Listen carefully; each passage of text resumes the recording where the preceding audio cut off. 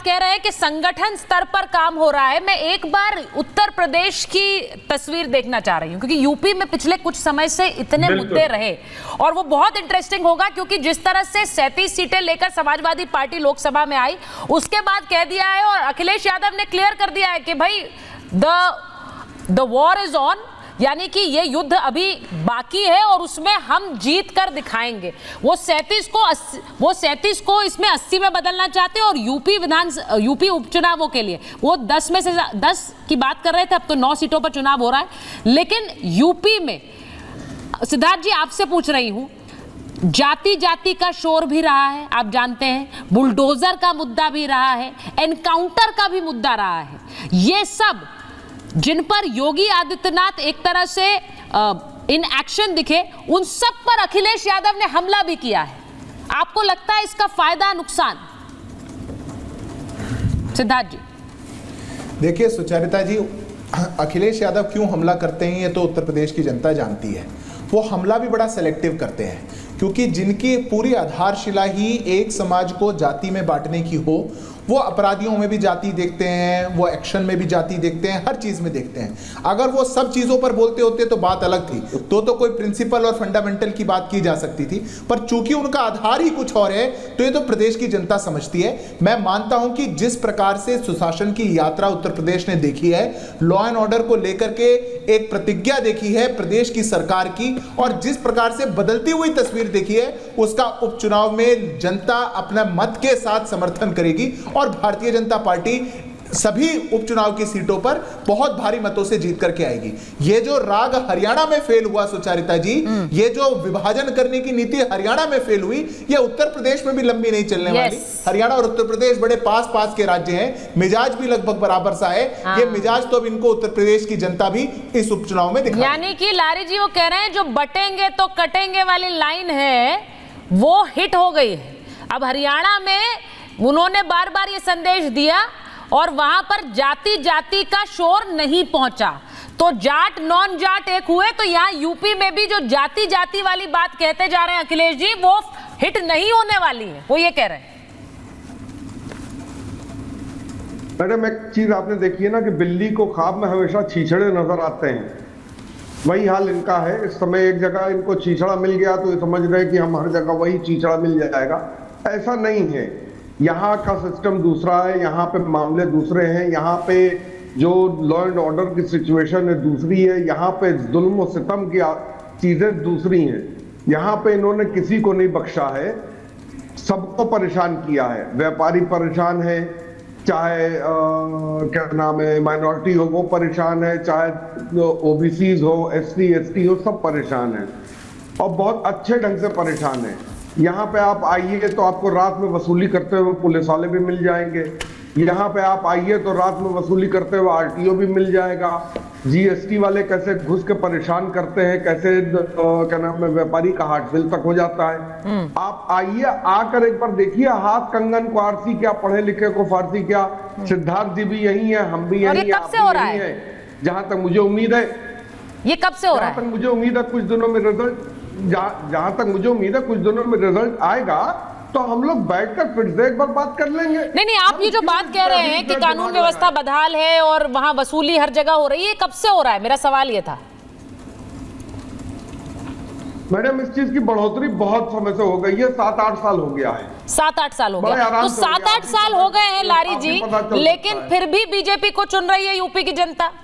अब वहां योगी आदित्यनाथ फिर से आ गए। मैडम इधर जो ज्यादा वसूली 2-2.5 साल से बहुत, अच्छा 2-2.5 साल से ज्यादा हो गई, और जो परेशानियां हुई हैं वो परेशानियां भी अभी देखने को मिल रही हैं। लारी जी देखिए तो लारी जी अब देखिए, अब आपने बोला 7-8 साल, फिर बीजेपी के रिटर्न की बात हुई तो आपने कहा चलिए 2-2.5 साल से ज्यादा हो गई है। तो अब आप ये मान रहे हैं कि अगले विधानसभा चुनाव में इतनी अति हो जाएगी कि आप लोग आ रहे हैं, समाजवादी पार्टी आ रही है?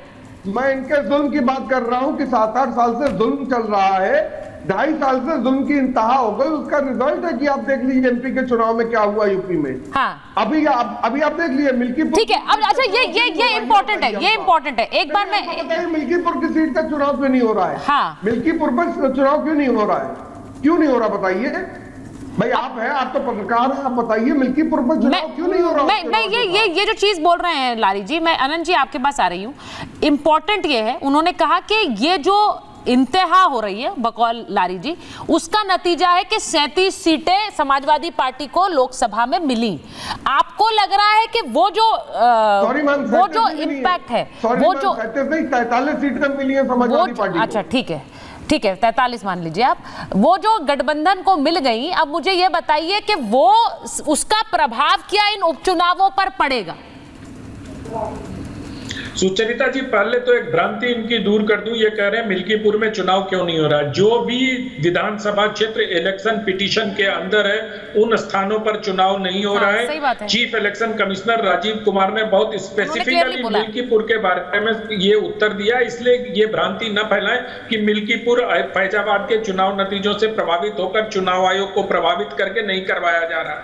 इस तरह के दुष्प्रचार से बचना चाहिए, क्योंकि चुनाव आयोग ने स्पष्ट किया। दूसरी बात जो आपने पूछा कि इसका क्या असर इस पर पड़ेगा, मुझे नहीं लगता है, क्योंकि अब हर लेवल पर लोग सतर्क हो गए हैं। भारतीय जनता पार्टी में योगी आदित्यनाथ को भी पता चल गया है कि अब किस तरीके से चुनाव में जो भीतराघात हुए या जिस प्रकार से अफसरों ने कुछ गड़बड़ियां की और जिस प्रकार से संगठन को साथ लेकर उनको चलना है, मुझे लगता है कि संगठन और सरकार इस बार चुनाव में साथ जा रहे थे और साथ जाने के परिणाम मुझे लगता है कि दिखाई देंगे। लोकसभा चुनाव की गलतियों पर गहन मंथन बीजेपी में हुआ। बीजेपी और संघ के लोगों ने मिलकर इस जो भी कठिनाइयां थी उसको दूर किया और लगातार इन दोनों संगठनों के बीच बैठकें हो रही हैं।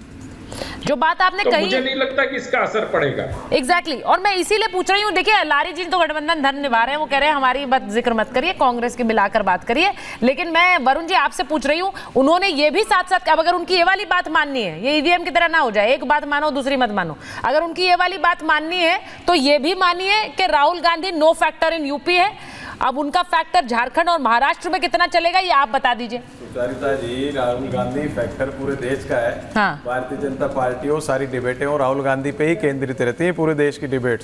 आज भारत के विपक्ष के नेता राहुल गांधी है, तो उनका असर कैसे नहीं, जिसका राष्ट्रीय स्वरूप होगा वो तो सब जगह ही चलेगा। तो इसलिए ये चर्चा करना बेमानी है। और जहाँ तक बार बार कांग्रेस अहंकारी, तो अभी अनंत विजय जी ने बिल्कुल स्पष्ट कर दिया कि कितनी अहंकारी भारतीय जनता पार्टी थी कि संघ को भी अलग कर दिया था, अलूफ कर दिया था, इसलिए सीटें कमाई।